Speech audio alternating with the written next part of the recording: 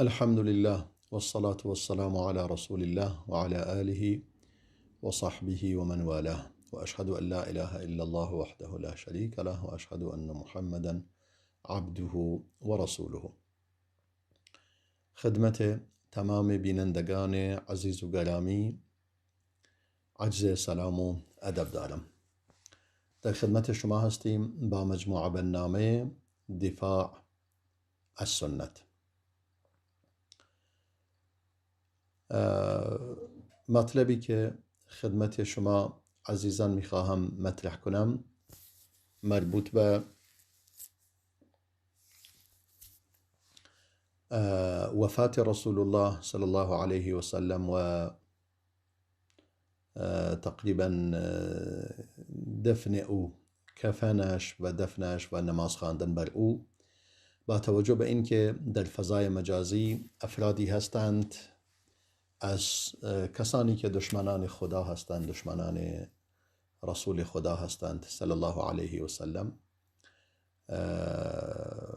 و معمولا از رافضیان هستند که رافضی در واقع دشمن خدا و رسول هستند. هیچ شکی در آن نیست. هیچ دشمنی به اندازه هیچ کسی به اندازه رافضیان با خدا و رسول خدا و اهل ایمان دشمنی ندارند. با توجه به اینکه در فضای مجازی مطالبی وجود دارد که گویا رسول خدا صلی الله علیه و سلم نوع مثلا چند نفر بیشتر بر او نماز جنازه نخوندند و چند نفر بیشتر نبودند که اولا تشییع جنازه کردند و دفنش کردند، یک نوع مغالطه بسیار بزرگی انجام میدهند و مسلمانان را به گونه‌ای دچار شک و تردید می کنند یا یک شبهه‌ای در میان مسلمانان ایجاد می کنند. من هم البته این مطلب احساس می کنم باید خیلی دقیق در مورد آن صحبت بکنیم و انشاءالله همین کارو خواهیم کرد. سعی می کنم به صورت بسیار مفصل و دقیق حتی در مورد آغاز بیماریش و علائمی و دلائلی قرائنی بر نزدیک بودن اجل رسول خدا صلی الله علیه وسلم، وفات او، اما اکنون فعلا در مورد بیماریش و وفات ایشان مطالبی را بیان می کنم. رسول خدا صلی الله علیه و سلم در ماه ربیع الاول، روز دوشنبه، ماه ربیع الاول 12 ربیع الاول، روز دوشنبه در سال 11 هجری وفات می کند، در حالی که یعنی برابر با 633 میلادی.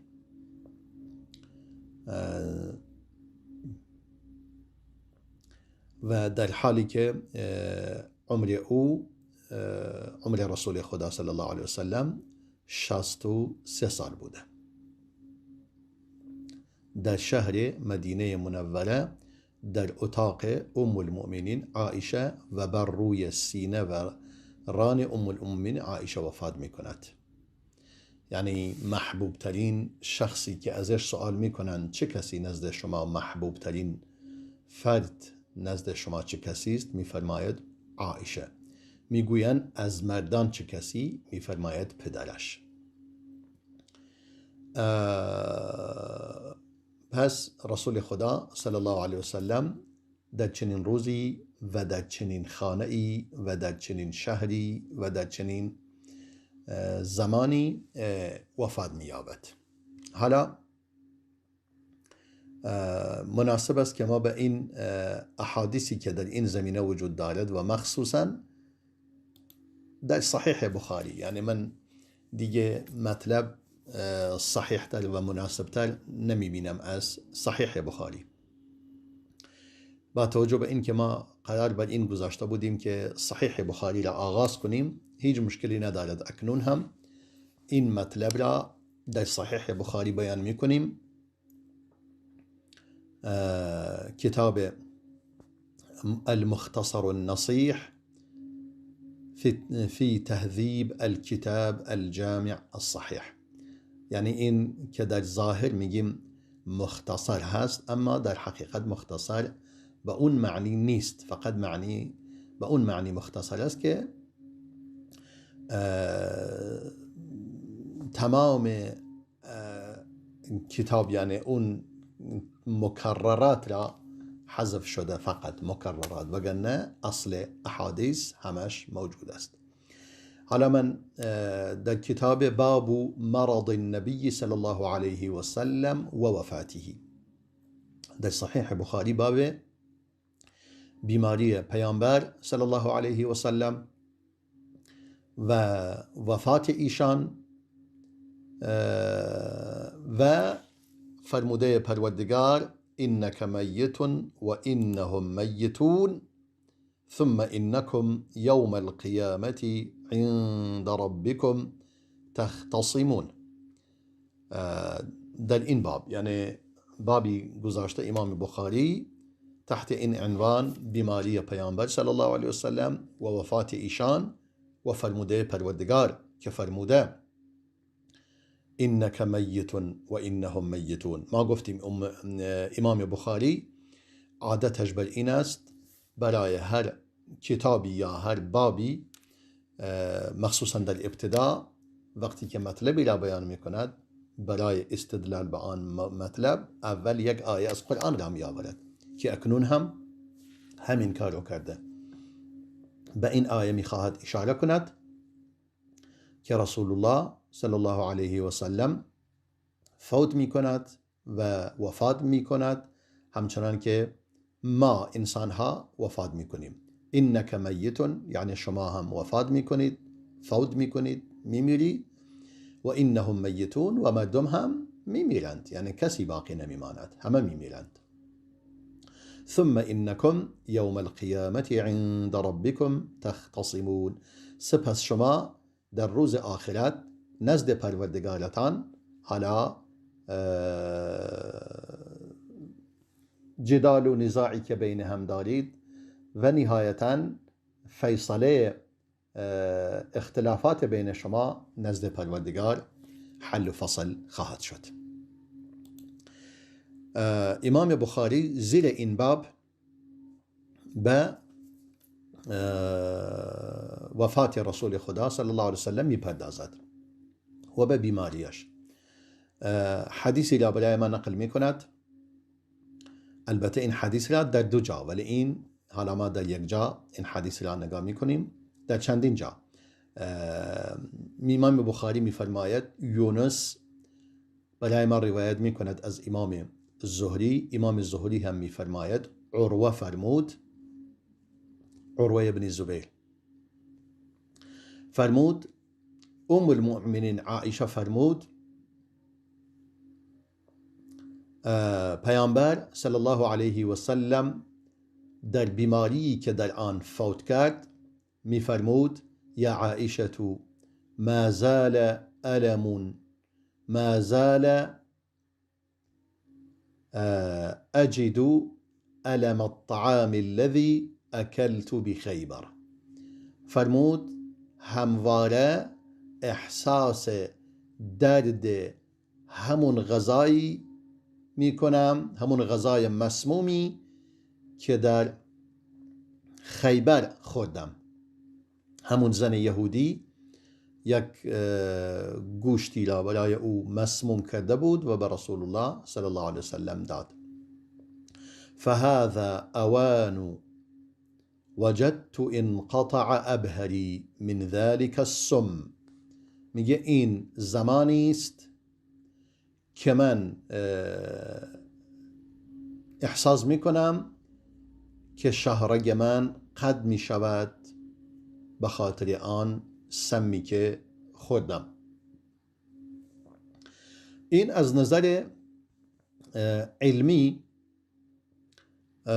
وقتی که سم از بدن خارج شد دیگه تمام، اثرش باقی نمیماند. اما این دیگه مثل یک فضیلتی بوده برای رسول خدا صلی الله علیه و سلم که اولا در اون زمان به وسیله آن سم نمرده، چون هنوز وظیفه رسول خدا صلی الله علیه و سلم به اتمام نرسیده بود و رسول الله همچنان بر او وحی نازل می شد و هنوز کارش تمام نشده بود. در نتیجه پروردگار که فرمود والله یعصمک من الناس، پروردگار تو را محفوظ می کند از مردم و تو را حفظ می کند از آنان، پروردگار او را حفظ نمود، یعنی به وسیله آن سم نمود. همین زنم اینجوری گفت وقتی که رسول الله از اون زنه پرسید چرا این کارو کردی، گفت من هدفم این بود، میدونستم اگر پیامبر خدا باشید مطمئنا با اون سم شما نمیمیری، اگر پیامبرم نباشید دیگه ما از دست شما راحت میشیم. صادقانه اینو گفت و رسول الله اولا رها کرد، اولا نکشت. یک زن یهودی که اون غذا را برای او مسموم کرده بود ولی اولا نکشت. قبلا هم به این مسئله پرداختم و در این زمینه بیان نمودم. حالا در این حدیث اما این به عنوان یک فضیلتی است که او همون بیماری برای او عود می کند و اثر اون سم دوباره عود می کند برای رسول خدا صلی الله علیه و سلم. هنگامی که خدا می خواهد دیگه اجل او پایان رسیده است، پروردگار این اجل را به وسیله همون اثر اون سم در وجود خود احساس می کند در اون لحظه و نهایتاً به درجه رفیع شهادت هم می رسد.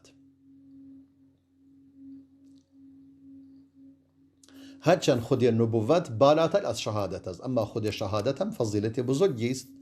به همین خاطر رسول خدا صلی الله علیه و سلم از تمام فضائل نبوت و صدیق بودن و شهید بودن و صالح بودن بهره‌مند شده. یعنی تمام نعمتی که پروردگار، نعمت ایمانی که پروردگار به انسانها بخشیده، رسول الله صلی الله علیه و سلم از همه اون نعمتها بهره‌مند بوده. یعنی تمام اون فضائل داشته به اضافه فضیلت خود نبوت. من يطع الله والرسول فأولئك مع الذين أنعم الله عليهم من النبيين والصديقين والشهداء والصالحين وحسن أولئك رفيقا. هر کس الله و رسولش را اطاعت کند، آنان همراه کسانی هستند که بر آنان نعمت ارزانی داده. نعمت چی؟ نعمت ایمان، مانند پیامبران، صدیقان، شهیدان و صالحان. پس رسول الله صلی الله علیه و سلم از بالاترین و تمام این نعمت ها که انبیا دارند داشته که نبی بوده و بزرگترین انبیا بلکه بزرگترین رسولان بوده و از پیامبران اولوالعزم در میان همه از همه بزرگتر بوده و از درجه صدیق بودن و شهید بودن و صالح بودن از همه این نعمتهای ایمان بهره‌مند بوده. به همین خاطر امام بخاری این حدیث را به عنوان اولین حدیث در سبب وفات رسول الله صلی الله علیه و سلم بیان می کند.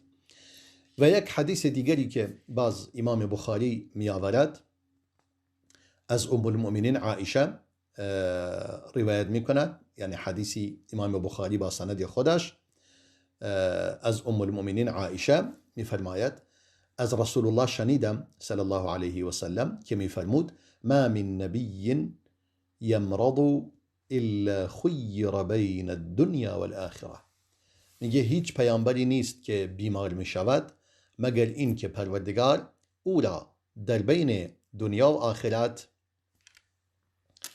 مخیر می کند. میگه کدوم یکی را انتخاب می کنید، آیا آخرت را یا دنیا را؟ فکان فی شکواه الذی قبض فيه، میگه رسول الله صلی الله علیه و سلم در همون بیماری که در آن وفات یافت رسول الله، اخذته بحة شدیدة فسمعته یقول، میگه یک درد شدیدی او را فرا گرفت و احساس کردم سمعته یقول، از او شنیدم که میفرمود مع الذين انعم الله عليهم من النبيين والصديقين والشهداء والصالحين. فرمود همراه کسانی، یعنی انگار از او سوال کردن، یعنی دقیقا فرموده ام المؤمنین عایشه اینو مشخص می کند که رسول الله صلی الله علیه و سلم دارد مخیر می شود، یعنی دارد او را به او انتخاب به او داده می شود که کجا را انتخاب می کنید، آیا ماندن در دنیا یا آخرت را. میگه رسول الله صلی الله علیه و سلم می فرمود همراه کسانی که الله به آنها نعمت داده از پیامبران و صدیقان و شهدا و صالحین. ام المؤمنین میفرماید فعلمت انه خیر صلی الله علیه و سلم، فرمود دیگه من متوجه شدم که او اختیار به او داده اند که کدوم را انتخاب میکنید، آیا دوست دارید که وفات کنید و به ملاقات پروردگار بروید، یا دوست دارید شفا یابید و در دنیا زندگی را ادامه بدهید. پس رسول خدا صلی الله علیه و سلم اون را انتخاب نمود، یعنی آخرت را بر دنیا برگزید.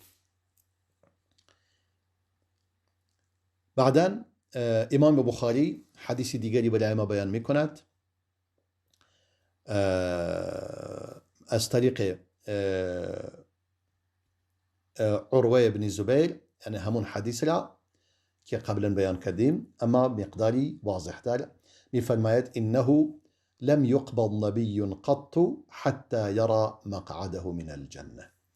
فرمود هیچ پیامبری هرگز وفات نمی کند تا زمانی که جایگاه خود را در بهشت به او نشان داده شود، یعنی جایگاه خود را در بهشت به او نشان می دهند، بعدا وفات می کند. ثم یحیی او یخیر، سپس اون شخص بالاخره یا زنده گردانیده می شود یا اختیاری به او داده می شود. میگه خودت کدوم یکی را انتخاب می کنید، آیا می خواهی زنده بمانید و زندگی کنید یا اینکه آخرت را. میگه هنگامی که رسول الله صلی الله علیه وسلم بیمار شد و مرگش فرا رسید و رأسه على فخذ عائشه، میگه در حالی که سر رسول خدا صلی الله علیه وسلم بر ران ام المؤمنین عایشه بود، غشی علیه، یعنی از هوش رفت رسول الله. فلما افاق شخص بصره نحو سقف البیت، هنگامی که به هوش آمد چشمانش به سمت سقف خانه بالا رفت. ثم قال اللهم في الرفيق الاعلى، اللهم في الرفيق الاعلى. فرمود ای پروردگار من رفیق بالا نشینان را انتخاب می کنم. الرفیق الاعلى منزول فرشتگان و آسمان. فقلت اذا لا تجاورنا، میگه من پس دیگه متوجه شدم همین که فرمود اللهم فی الرفیق الاعلى، ام المؤمنین میفرماید دیگه من متوجه شدم که او نمیخواهد بیشتر از این پیش ما بماند. فعرفت انه حدیثه الذي كان يحدثنا وهو صحيح، دیگه من متوجه شدم این مطلب همون حدیثی بود که برای ما بیان می نمود و اون هم واقعا حدیث صحیح است. یعنی اون چیزی که فرمود هیچ پیامبری وفات نمی کند مگر اینکه قبل از وفاتش به او اختیار داده می شود که یا دنیا را انتخاب کند یا آخرت را. میگه من در اینجا متوجه شدم که این همون فرموده بود که در حال حیات می فرمود. و باز این حدیث را امام بخاری در باب التعوذ من جهد البلاء این حدیث را آورده، در باب پناه بردن و پروردگار از فشار بلا و مصیبت. یعنی اینکه رسول خدا صلی الله علیه وسلم برای او در اون شدت بیماری میفرمود اللهم فی الرفیق الاعلی. بیان میکنیم بعداً که بیماری رسول خدا صلی الله علیه وسلم بسیار بسیار شدید بوده، مثل بیماری انسانهای دیگر نبوده، خیلی بیماری شدیدی داشت.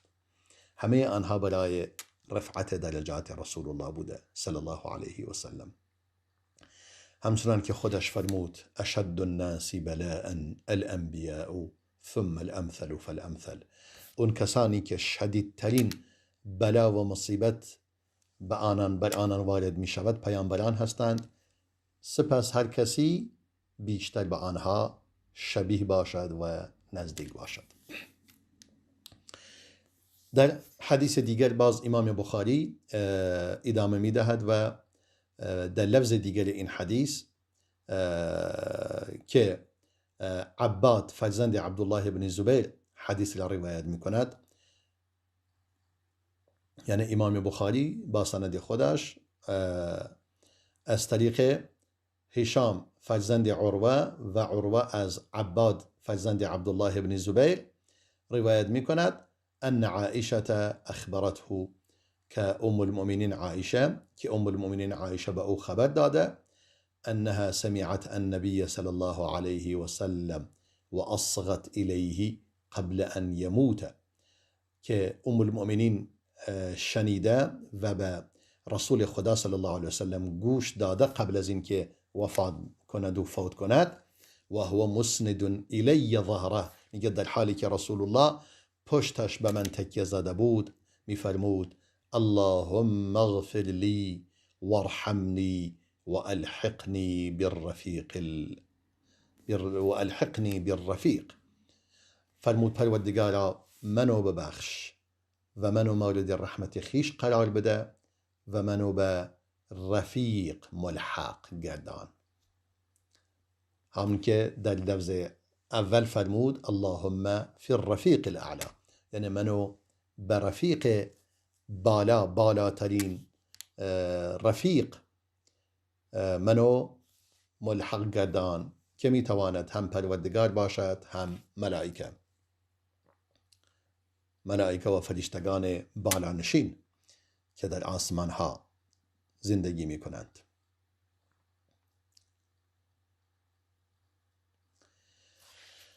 و باز امام بخاری حدیث دیگری برای ما می آورد با سند خود از عبدالله فرزند کعب بن مالک انصاری، که کعب بن مالک انصاری یکی از اون 3 نفر بود که در غزوه تبوک شرکت نکرد و بعد از 50 روز آیه در مورد آنان نازل شد و توبه آنان را پذیرفت.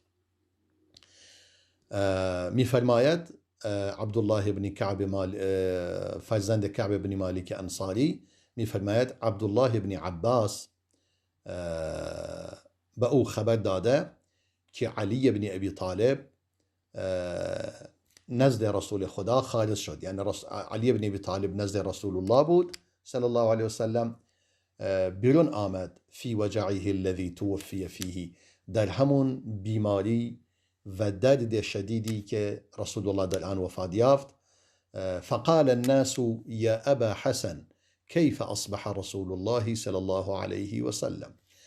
مردم گفتن ای ابو حسن، رسول الله چگونه شب را به روز رسانده، یعنی امروز وضعیتش چگونه است؟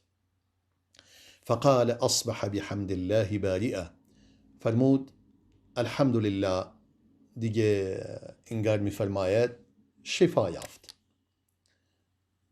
بارئا يعني شفاء يافتا، برء بمعنى شفاء يافتا از بیماری. قلت الحمد لله شفاء يافتا. فأخذ بيده العباس بن عبد المطلب. بعدن إمام هنا عباس، إمام عباس بن عبد المطلب كعموية إمام علي وعموية رسول الله بود صلى الله عليه وسلم. فرمود مگن نمی بینی وأنت والله بعد 3 عبد العصا، مگن نمی بینید که بعد 3 روز او الآن با عصا راه می رود رسول خدا. والله إني لأرى رسول الله صلى الله عليه وسلم سيتوفى في وجعه هذا. عباس فرمود به خدا سوگند من نظرم بر این است، من آنچنان میبینم که رسول الله صلی الله علیه وسلم در این بیماری وفات میکند. و اینی لأعرف وجوه بنی عبد المطلب عند الموت. گفت من چهره های فرزندان عبدالمطلب را میبینم هنگام مرگ. اذهب بنا الى رسول الله صلی الله علیه و سلم. گفت بیا با ما، بیا با هم بریم، یعنی به امام علی گفت. یعنی گفت انگار فرزندان بنی مطلب و عبدالمطلب همه به من و شما نگاه می کنند که من و شما جانشین رسول الله شویم صلی الله علیه وسلم. گفت یعنی اگر رسول الله وفات کند همه به سمت من و تو نگاه می کنند دیگه، از من و تو بهتر ندارند. گفت یعنی در میان بنی مطلب. فرمود پس بیا بریم پیش رسول الله فی من هذا الامر، تا ببینیم این کار برای چه کسی است. فان کان فینا علمنا ذلك، اگر برای ماست میدا خودمون متوجه میشویم که بالاخره دقت کنند اون کسانی که رافضیانی که دشمنان خدا و رسول هستند، اگر دوست دارند به دوستان خدا و رسول بپیوندند به این احادیث توجه کنند. حدیث صحیح بخاری است، از کتاب دیگری نیست. فان کان فینا علمنا ذلك، میفرماید اگر این کار در میان ما باشد، یعنی قرار باشد ما این کار را به عهده بگیریم، ما خودمون الان دیگه تا متوجه شویم و متوجه خواهیم شد. و این کان فی غیرنا امرنا فاوصى بنا، اگر برای کسی دیگری باشد به ما دستور میدهد و ما وصیت میکند برای ما و ما میگوییم آقا بعد از رسول الله فلانی، اگر غیر از ما باشد. فقال علي إنا والله لئن سألناها رسول الله صلى الله عليه وسلم فمنعناها لا يعطيناها الناس أبدا. امام علی فرمود نه، من نظرم بر این است ما چنین مطلبی را مطرح نکنیم، چون اگر از رسول الله سوال کردیم و پرسیدیم و او این خلافت را به ما نداد، مطمئنا مردم هم نخواهند داد. و اینی لا اسألوها رسول الله صلی الله علیه و سلم ابدا. گفت پس من هرگز چنین سوالی از رسول الله نخواهم پرسید. و در اینجا به صورت واضح و روشن مشخص است که امام علی نه وصیتی از رسول الله دارد و نه هیچ چیزی، و خودش هم حاضر نبوده که سوال کند چه کسی باید جانشین تو شود. و امام بخاری این حدیث را در باب الاخذ بالیمین فی المعانقه میگه اگر کسی با کسی معانقه می کند اول دستش را می گیرد، یعنی با مصافحه می کند، چون در ابتدای حدیث فرمود فاخذ بیده العباس بن عبد المطلب، یعنی عباس بن عبد المطلب دست علی را گرفت. از اینجا امام بخاری این حدیث را در اون باب آورده. در اینجا میان برنامه با هم میبینیم و باز هم در خدمت شما خواهیم بود. يا رب عبدك من عذابك مشفق، بك مستجير من لظى النيران، فارحم تضرعه إليك وحزنه، وامنن عليه اليوم بالغفران. يا من إذا وقف المسيء ببابه ستر القبيح وجاد بالغفران. تعفو الملوك عن النزيل بحيهم، كيف النزيل بساحة الرحمن. يا رب وفقني أعيش موحدا ومهللا أدعوك بالقرآن. يا رب عند الموت حسن منطقي، عند السؤال وملتقى الملكان.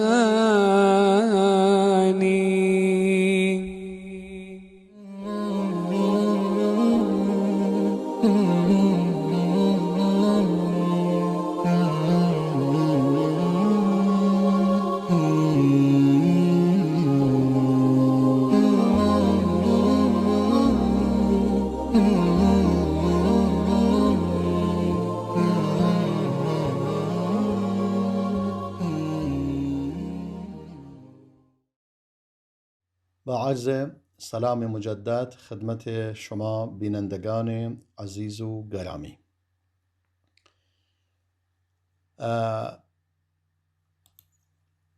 ادامه اون مطلبی که داشتیم بیان میکردیم، امام بخاری حدیث دیگری برای ما نقل میکند با سند خودش از ام المؤمنین عایشه. میفرماید پیامبر خدا صلی الله علیه و سلم وفات یافت و انه لبین حاقنتی و ذاقنتی.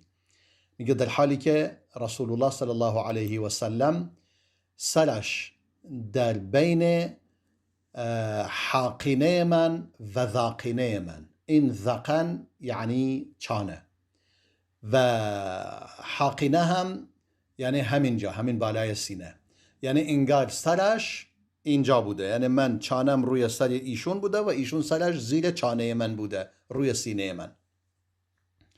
رسول الله صلی الله علیه و سلم فوت کرد در حالی که چنین حالتی داشت. این نکته خیلی مهم است که کجا وفات یافته. جای وفات رسول الله تو خانه ام المؤمنین عایشه بوده و بر روی یعنی ام المؤمنین او را گذاشته روی در آغوش خودش قرارش داده، به این صورت سرش روی سینه ام المؤمنین عایشه بوده. بعداً فرمود فلا اکره شدة الموت لأحد ابدا بعد النبی صلی الله علیه و سلم. فرمود دیگه من بعد از وفات رسول الله سختی مرگ برای کسی دیگه برای من ناخوشایند نیست بعد از این که اون شدت را در رسول خدا یافتم صلی الله علیه وسلم. شدتی که رسولی که محبوب ترین بنده خداست و بزرگترین پیامبران، نه فقط پیامبران بلکه رسولان، نه تنها رسولان بلکه پیامبران اولوالعزم، بزرگترین پیامبران اولوالعزم رسول الله صلی الله علیه و سلم در به حدی جان دادنش و مرگش سخت بوده، میگه دیگه برای کسی دیگری اگر مرگش سخت باشد ناراحت نمیشم. یعنی سخت مرگ سخت دلیل بر این نیست اون شخص نزد خدا محبوب نیست، چون محبوب ترین بنده خدا و رسول خدا رسول الله بوده صلی الله علیه وسلم که با سختی جان داده. و باز امام بخاری با سند خود یعنی همین حدیث را با الفاظ دیگری بیان می کند از ام المؤمنین عایشه، یعنی با اسانید دیگر اما همش از طریق ام المؤمنین عایشه، که می فرماید رسول خدا صلی الله علیه وسلم كان يسأل في مرضه الذي مات فيه يقول أين أنا غدا أين أنا غدا. در بیماری که در آن وفات یافت میپرسید من فردا کجا هستم، یعنی نوبت من کجاست فردا، من فردا کجا هستم. یرید یوم عائشه، یعنی رسول الله صلی الله علیه وسلم انگار دنبال اون روزی میگشت که خونه عائشه باشد و نوبت ام المؤمنین عائشه باشد. بعدا میگه فأذن له ازواجه، همسرانش با او اجازه دادند، یعنی همشون از حق خودشون گذاشتند، همه امهات المؤمنین یکون حیث شاء، گفتن هر کجا خودت دوست داری همونجا باش. فکان فی بیت عائشه، پس در خانه ام المؤمنین عائشه بود که گفت من فردا کجا هستم، فردا گفت خونه ام المؤمنین عائشه. حتی مات عندها، تا زمانی که همونجا نزد ام المؤمنین عائشه وفات یافت. قالت عائشه فمات في اليوم الذي كان يدور علي فيه في بيتي. ام المؤمنین میفرماید فوت کرد در همون روزی که بر من میگردید، یعنی میچرخید، یعنی دقیقاً همین که خودش دوست داشت پیش من باشد و عملاً نوبت من هم بود، یعنی دقیقاً اون روزی بود که نوبت من بود که پیش من باشد اون شب. و فقبضه الله و این رأسه لبین النحر و سحر و خالط ریقه ریقی.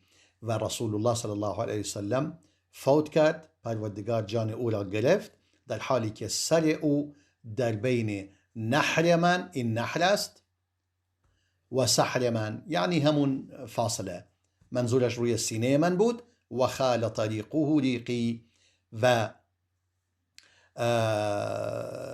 آب دهن رسول الله صلی الله علیه وسلم با آب دهن من قاطی شد، الحمدلله.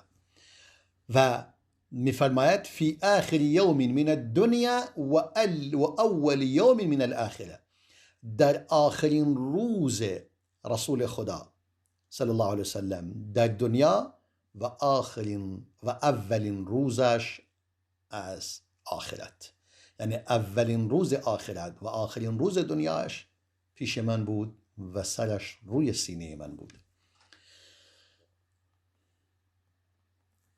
بعداً میفرماید ام المؤمنین و در همین هنگام مرگش عبدالرحمن ابن ابو بکر بر من وارد شد، یعنی برادر ام المؤمنین عایشه. و بیدیه سواک، در دستش یک سواک بود، سواکی بود بی جریدت رطبه، یعنی یک شاخه کاملا تر و تازه‌ای بود. و انا مسندت رسول الله صلی الله علیه و سلم، در حالی که من رسول خدا را تکیه زده بودم، یا اینکه رسول الله به من تکیه زده بود، یعنی من رسول خدا صلی الله علیه و سلم به من تکیه زده بود و در چنین حالتی بود که عبدالرحمن وارد شد. وقتی که عبدالرحمن وارد شد که برادر خود ام المؤمنین عایشه است، دیدم فرأیته ینظر الیه، دیدم رسول الله صلی الله علیه وسلم به آن نگاه می کند، یعنی داره نگاه می کند به اون شاخ سواکی که در دست عبدالرحمن فرزند ابو بکر است. و عرفت انه یحب السواک، و من می دانستم که الان دوست دارد که سواک انجام بدهد و مسواک بزند. فقلت آخذه لك، گفتم ای رسول خدا برایت بگیرم. فاشار برأسه النعم، با سرش اشاره کرد بله. فتناولته فاشتد علیه، میگه من آن را آوردم اما دیدم مقداری سفت و سخت بود، هنوز یعنی درست نشده بود، این سواک نمیشد استفاده کنی. و قالت الینه لك، گفتم ای رسول خدا برایت نرم کنم، یعنی آمادهش کنم برات. فاشار برأسه النعم، با سرش اشاره کرد بله. فلینته فأمره، میگه منم آن را برای اون نرم کردم و اونم روی دندانهای خودش مسواک میکشید. در لفظ دیگر میفرماید فقصمته و نفضته و طیبته، میگه من آن را کاملا شکندم و آن را تمیز کردم و پاک آن را شستم. انگار با دهانش، البته اینجا گفته فقصمته، در بعضی الفاظ میفرماید فقضمته، یعنی به لفظ قضم آمده که قضمته یعنی آن را شکندم. حالا قصمته یعنی شکندم و قطع کردم. اگر قضم باشد یعنی من کمی آن را نرم کردم با دندان. بعدا میگه و طیبته، آن را تمیز کردم و شستم با آب. همون که دسته همون سواک را شستم و تمیز کردم. یعنی اولا این سواکی بوده که عبدالرحمن دستش بوده، یعنی تازه آماده، یک شاخه را با خودش آورده و هنوز ازش استفاده نکرده بود. ام المؤمنین آن را آماده می کند و آن را درست می کند و کاملا و آن را درست می کند. بعدا می فرماید فلینته فامره، میگه من سپس آن را به رسول الله دادم صلی الله علیه و سلم. فاستن به، شروع کرد به مسواک زدن. فما رأيت رسول الله صلی الله علیه و سلم یستن استنانا قط احسن منه، من هرگز رسول الله را ندیده بودم که زیباتر از آن مسواک بزند. و داشت مسواک میزد بسیار قشنگ و زیبا. و در ادامه آن در لفظ دیگر حدیث آمده میفرماید و بین یدیه رکوة او علبة، میگه در جلو دستش یک ظرفی وجود داشت فیها ماء، که در آن آب بود. فجعل يدخل يديه في الماء فيمسح بها بهما وجهه، و رسول الله صلی الله علیه و دستانش را در اون آب قرار میداد و میفرمود لا اله الا الله، دستانش را روی صورت خودش میمالید و میفرمود لا اله الا الله ان للموت سکرات، میفرمود معبود بالحق وجود ندارد جز الله، واقعا مرگ، برای مرگ سختی های وجود دارد. بعدا ثم نصب يده فجعل يقول، میگه دستانش را آنچنان قرار داد به سمت آسمان و میفرمود فی الرفیق الاعلی، فی الرفیق الاعلی، میفرمود همراه با رفیق بالانشین، بالاترین رفیقان. اما و در لفظ دیگر میفرماید ثلاثا، یعنی سه بار گفت فی الرفیق الاعلی، فی الرفیق الاعلی، فی الرفیق الاعلی، ثم قضا، سپس وفات یافت. یعنی در همین حالت که لا اله الا الله را گفته. یعنی این نکته بود که خیلی من حقیقتا با آن فکر می کردم که چون رسول الله که فرمود من کان آخر کلامه لا اله الا الله دخل الجنه، و فضیلت این که آخرین کلام انسان لا اله الا الله باشد، همیشه با آن فکر می کردم. امروز که این مطلب را می خوندم جالب بود که در این لفظ در صحیح بخاری دقیقا اومده میفرمود لا اله الا الله ان للموت سکرات، لا اله الا الله را فرمود، بعدا فرمود فی الرفیق الاعلی، فی الرفیق الاعلی، فی الرفیق الاعلی، سه بار آن را تکرار نمود. یعنی من دوست دارم همراه رفیق اعلی باشم، یعنی دوستان بالانشین، یا همراه فرشتگان باشم، یا همراه اونا باشم که در اون آیه آمده ومن يطع الله والرسول فأولئك مع الذين أنعم الله عليهم من النبيين والصديقين والشهداء والصالحين وحسن أولئك رفيقا، که فرمود اشاره کرد من اونها را میخواهم. ما قبلا گفتیم که هیچ پیامبری نبوده که قبل از این که هیچ پیامبری نبوده که قبل از وفاتش مگر اینکه او را مخیر نموده اند در بین اینکه دنیا را انتخاب می کند یا آخرت را. اما رسول الله مشخص است که آخرت را انتخاب نمود و رفیق اعلا را انتخاب نمود. ما این حدیث را بیان کردیم، جلوتر این حدیث را بیان کردیم که هیچ پیامبری نیست که وفات کند مگر اینکه هنگام وفاتش او را مخیر می کنند در بین اینکه در دنیا بماند یا در بین اینکه به آخرت برود. در الفاظ مختلف اون حدیث ما اون را بیان کردیم. ما من نبی یمرض الا خیر فی الدنیا والآخره. و در لفظ دیگری فرمود یحیا. اون کلمه یحیا که در اونجا فرمود منظور این است که ملائکه به او سلام میکردند، یعنی قبل از اینکه برود به او سلام میکردند و از او اجازه میخواستند آیا میخواهی در دنیا بمانید یا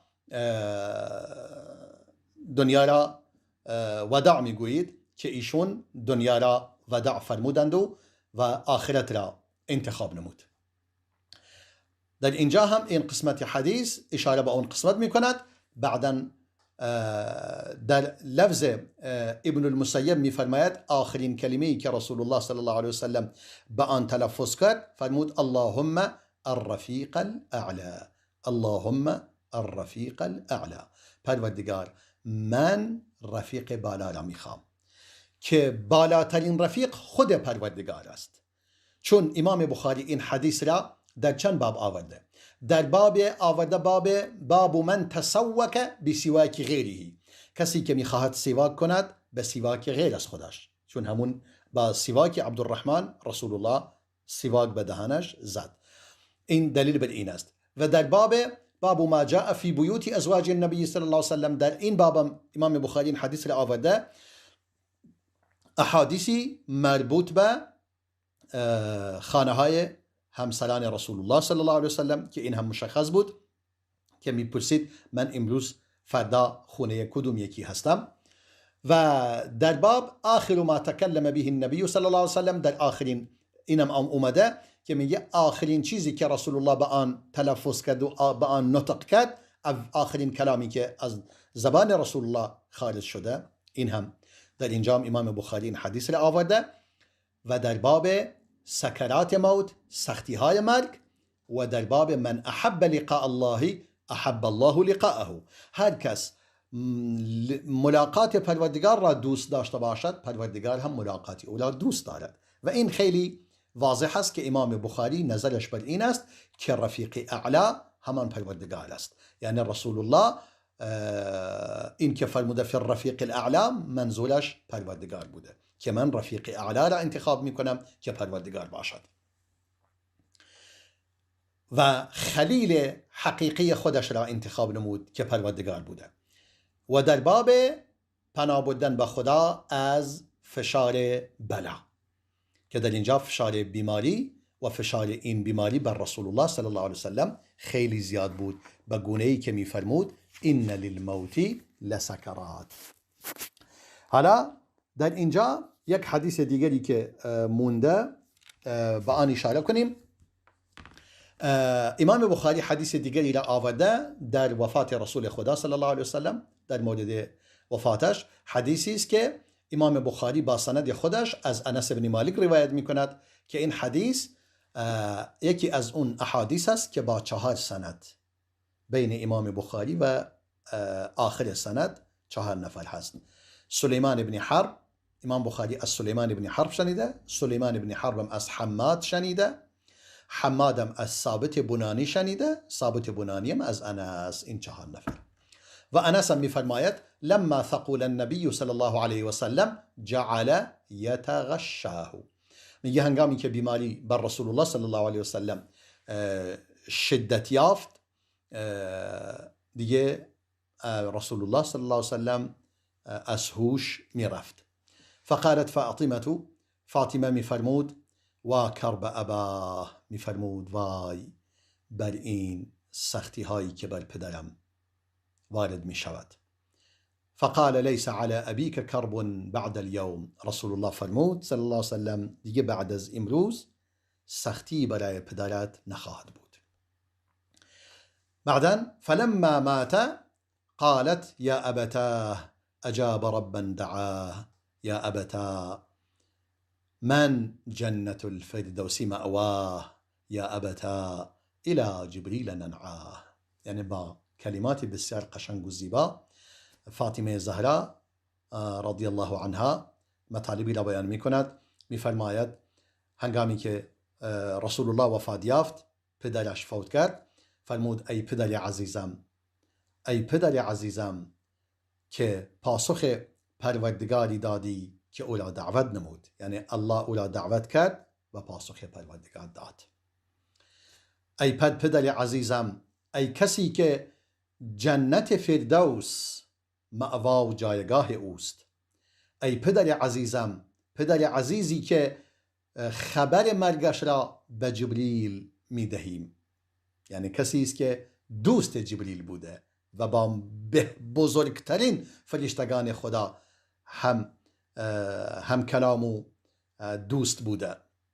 فلما دفن، هنگامی که رسول الله صلی الله علیه وسلم در خانه خودش در اتاق ام المؤمنین عایشه دفن شد، فاطمه فرمود یا انس، گفت ای انس، اطابت انفسکم على ان تحثوا على رسول الله صلی الله علیه وسلم التراب.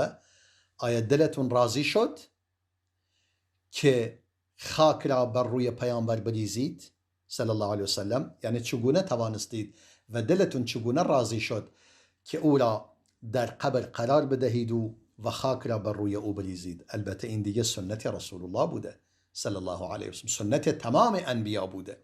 از آدم تا خاتم این سنت تمام انبیا بوده که کسی وفاتی میابد برای احترامش باید در قبر دفن شود و مدفون شود.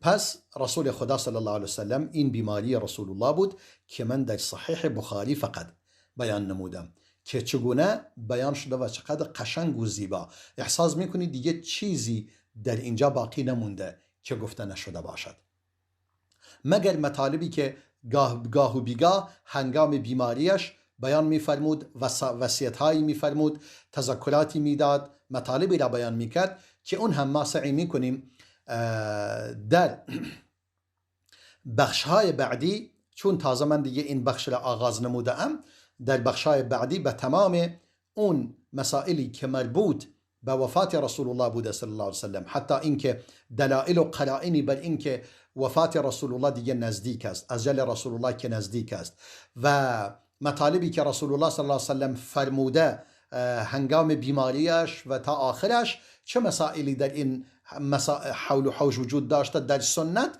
من سعی میکنم آن را بیان میکنم و تبیین میکنم و چه کسانی او را دفن کردند و چه کسانی او را غسل دادند و چه کسانی بر او نماز جنازه خوندند.